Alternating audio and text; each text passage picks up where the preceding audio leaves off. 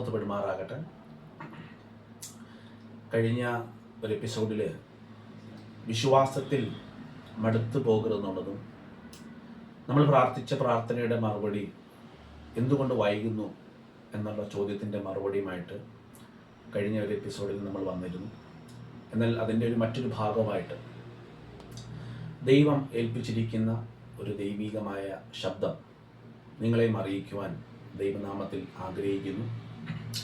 പലപ്പോഴും ദൈവത്തിൽ നിന്ന് നമ്മൾ കേട്ട ദൈവിക ശബ്ദം, നമ്മുടെ ഭാഷയിൽ പറഞ്ഞ ദൈവത്തിൻ്റെ ദൂതുകൾ, ദൈവികമായ അരുളപ്പാടുകൾ, നമ്മളെക്കുറിച്ചുള്ള ദൈവിക നിയോഗമൊക്കെ നമ്മൾ കേട്ടറിഞ്ഞതിന് ശേഷം നാം കൂടെ ആയിരിക്കുന്നവർ അല്ലെങ്കിൽ നമ്മളോട് കൂടെ നിൽക്കുന്നവർ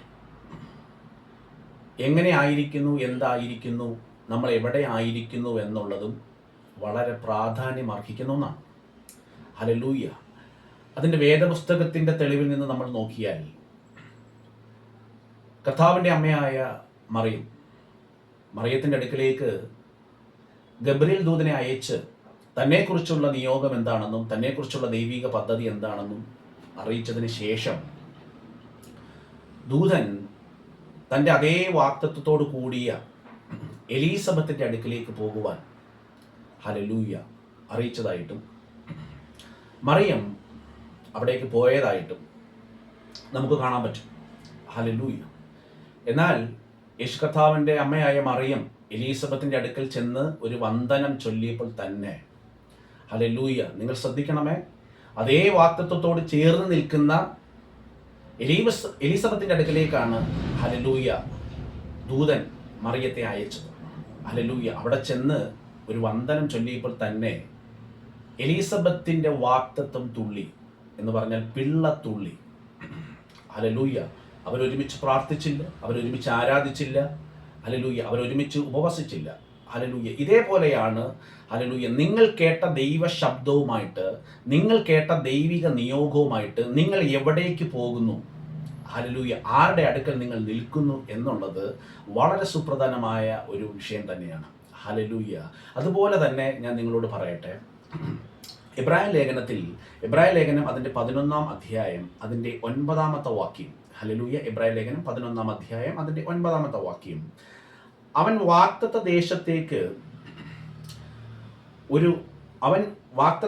ദേശത്ത് ഒരു അന്യദേശത്ത് എന്ന പോലെ ചെന്ന് വാഗ്ദത്തത്തിന് കൂട്ടവകാശിയായ ഇസഹാക്കിനോടും യാക്കോബിനോടും കൂടെ കൂടാരങ്ങളിൽ പാർത്തുകൊണ്ട് ദൈവശില്പിയായി നിർമ്മിച്ചതും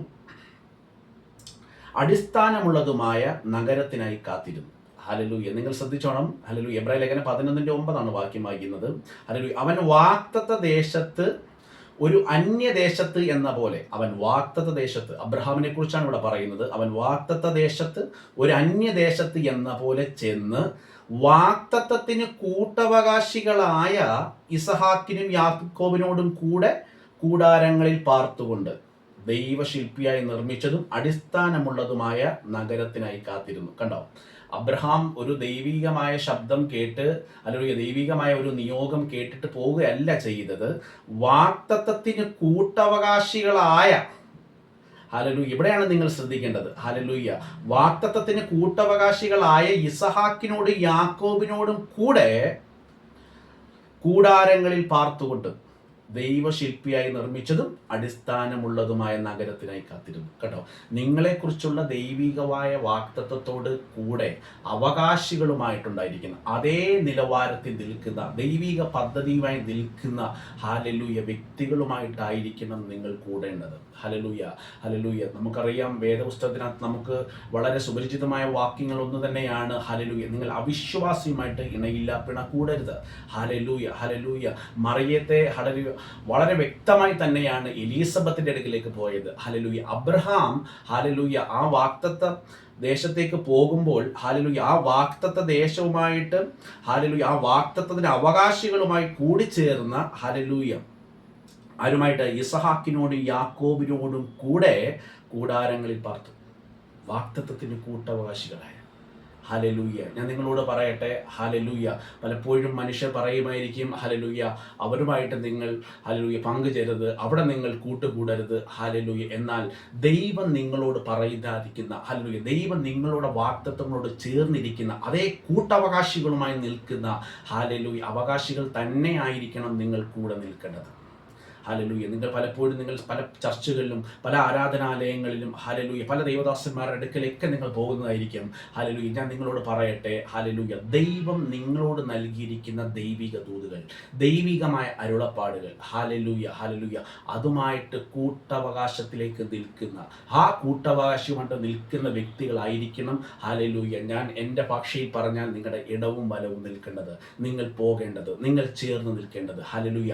അവിടെ ഞാൻ ആ വാക്യം വളരെ, ഹല്ലേലൂയ, വളരെ ശക്തമായ വാക്യമാണ്. ഹല്ലേലൂയ. അവൻ വാഗ്ദത്ത ദേശത്തേക്ക്, അന്യദേശത്തേക്ക് എന്ന പോലെ ചെന്ന് വാഗ്ദത്തത്തിന് കൂട്ടവകാശികളായ ഇസഹാക്കിനോടും യാക്കോബിനോടും കൂടെ കൂടാരങ്ങളിൽ പാർത്തു.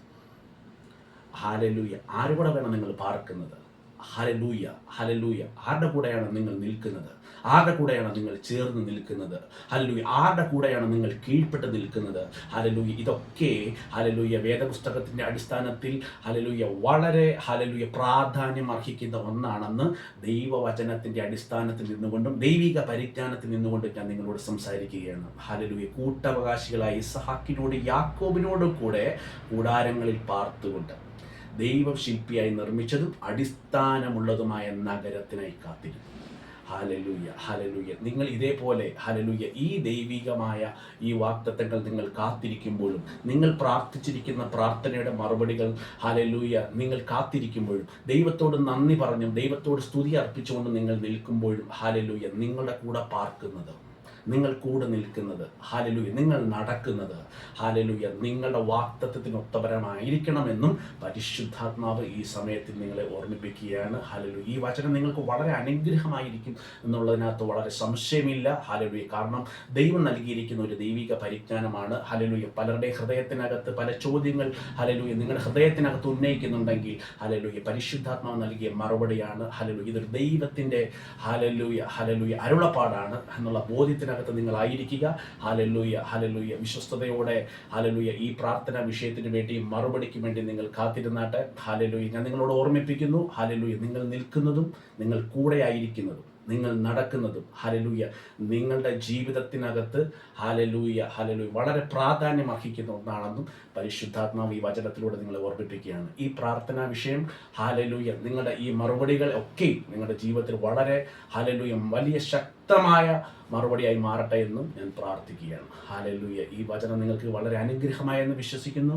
ഹല്ലേലൂയ. ഈ മെസ്സേജ് കേട്ട എല്ലാവർക്കും ഹല്ലേലൂയ ഒരു അനുഗ്രഹമായി മാറട്ടെ എന്ന് പ്രാർത്ഥിക്കുന്നു. സ്വർഗീയ പിതാവേ, പരിശുദ്ധനാം ദൈവമേ, ഹല്ലേലൂയ, ഇന്ന് പകൽ കേട്ട ഈ ദൈവശബ്ദം ഹല്ലേലൂയ ആരുടെയൊക്കെയോ വലിയ ചോദ്യത്തിൻ്റെ മറുപടിയായി മാറുന്നതിനെ സ്തോത്രം ചെയ്ത് പ്രാർത്ഥിക്കുന്നു കർത്താവേ. ദൈവഹിതമില്ലാത്ത, ദൈവനിയോഗമില്ലാത്ത ഹല്ലേലൂയ ഒരു അവകാശികളും കർത്താവേ ഇവരോടൊപ്പം ചേർന്ന് നിൽക്കാതെ വണ്ണം ഹല്ലേലൂയ സ്വർഗം സഹായിക്കുന്നതിനായി നന്ദി പറയുന്നു.